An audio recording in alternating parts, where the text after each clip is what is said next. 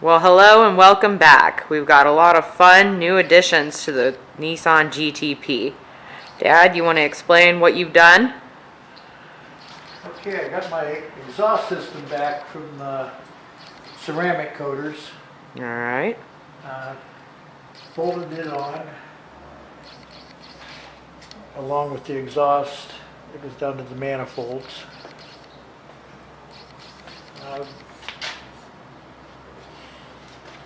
Temporarily ran the hoses and pipes to it. I still have to get the clamp it all up, but this is pretty much how it's going to look. Well, today I'm going to install the exhaust and turbo system. These are the major components.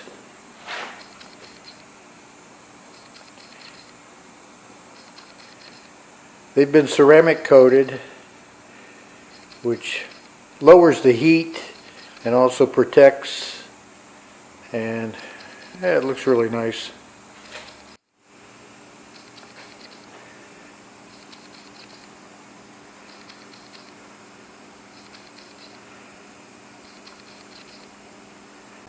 The first part to go on is the pipes that go to the exhaust manifolds and are joined together with a turbocharger mount.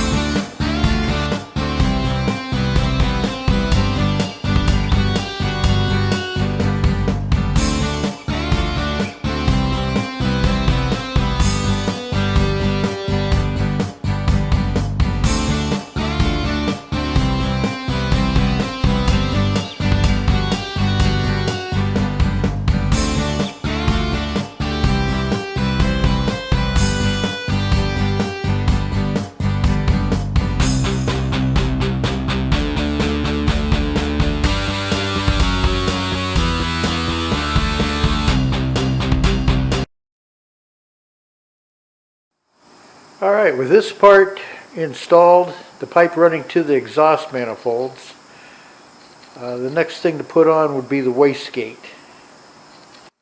Now with the wastegate installed, I can now install the exhaust pipe. Here the exhaust pipe has been installed. Next is the turbocharger. Here's the turbocharger.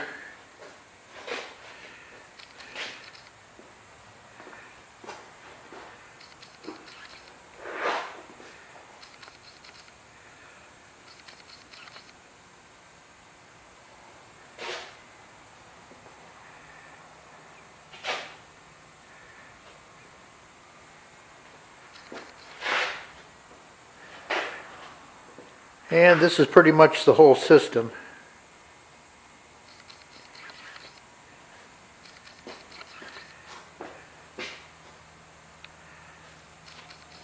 Next, I'm going to install the fuel rail.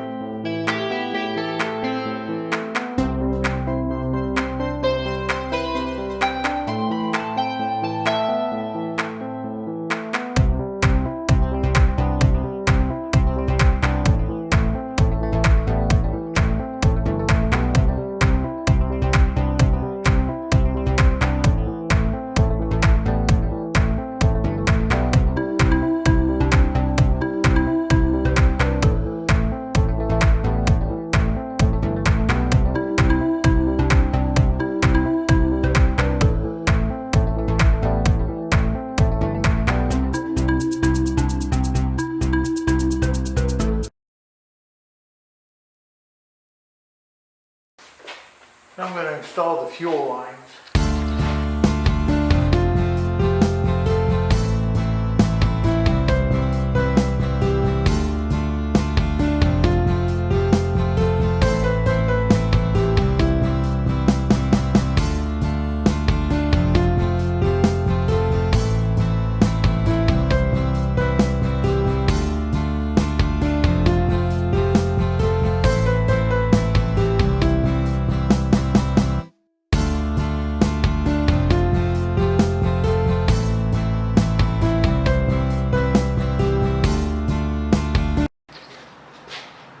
I've run my fuel lines from the fuel pump that's in the swirl pot to the injectors.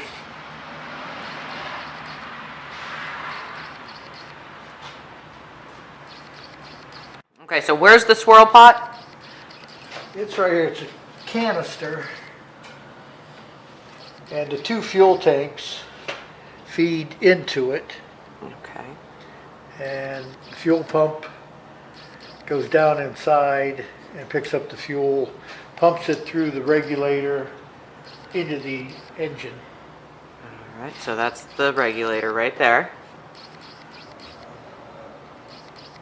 All right. So back to the exhaust. Is this Okay. the turbocharger right here? Yeah, these are the oil feed lines. This runs down to the block, and then there's a return line coming off of the bottom of it, and that goes down into the oil pan. So the oil's just circulating through the turbocharger to keep it lubricated. Okay. So that turbocharger is going to play a major role in the horsepower and the speed output of this car, correct? Yes. This is, I haven't made it yet, but there'll be an air box here. Okay. The air box will be fed from the rear hatch. There'll be a scoop, and that'll go through an air cleaner into the turbo. Okay. Exciting, exciting. Now, okay, say with that turbocharger, say you wanted it to not have as much horsepower, are you able to turn that off, or is that just always on there? The turbocharger actually, under normal driving, you won't even notice it. Oh, okay. High RPMs, it's going to build up pressure, which will be forced into the injectors. Okay.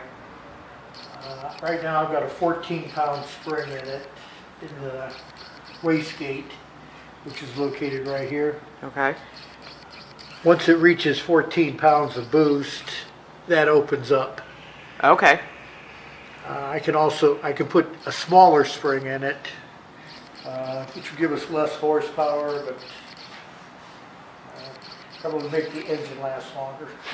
Now, what if we wanted to go balls to the wall and have even more pounds of pressure? Like, say you wanted to take it racing and you wanted this thing to have, I don't know, big Well, kahunas. I was told that I could safely run 21 pounds of boost. Okay.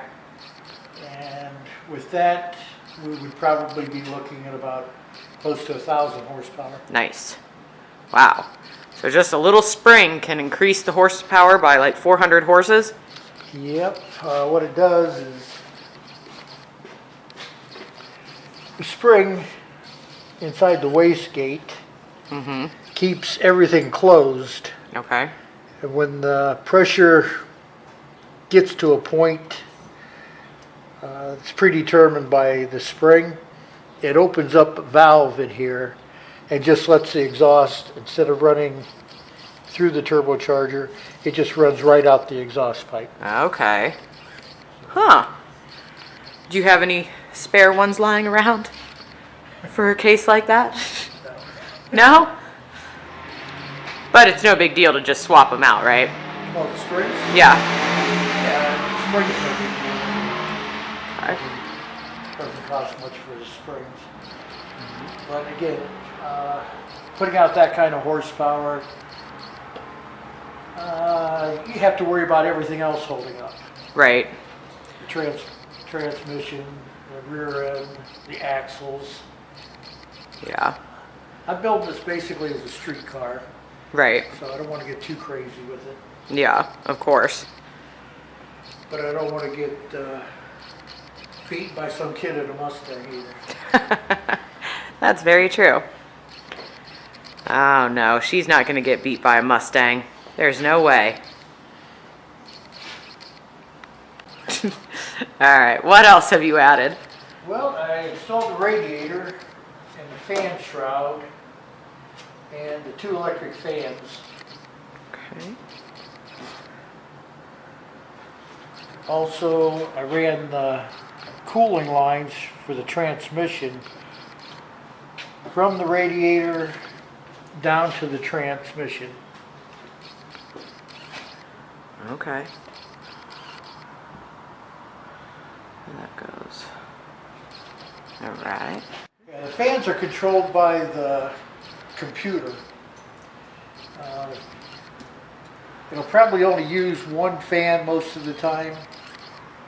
It'll be turned on at probably 190 degrees and turned off at about 170.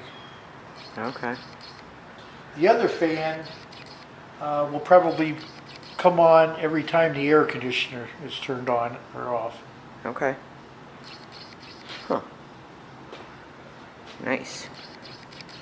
So the top one's for the air conditioner and the bottom one is... Yeah.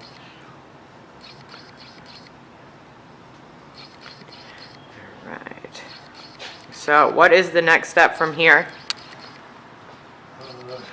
Going to fit the rear clip and get it in primer and then probably permanently bolt it on. Okay. And from there, I'll be getting everything ready for paint. Nice. And this is going to be painted exactly like an original. Yes. Yeah. That's awesome. You know, it looks big in here, but when it's outside, it actually is going to look pretty small. Really? Yeah. I doubt that. Low, maybe, but not small. Well, I hope you all enjoy our videos. Go ahead and like, subscribe, and also if you have any questions, my dad would love to answer some. So if you have any questions about the car or about the process of building this and how he obtained, I guess, the molds, go ahead and feel free to comment and ask. Can't wait for everybody to see this car once it's done. Right, Dad? Yeah, I can't wait for it to be done. Yeah. Me either. Alright, so next time you guys see it, it's probably going to be painted, right? We'll see. Alright. We'll see. It'll be close. Alright, stay tuned.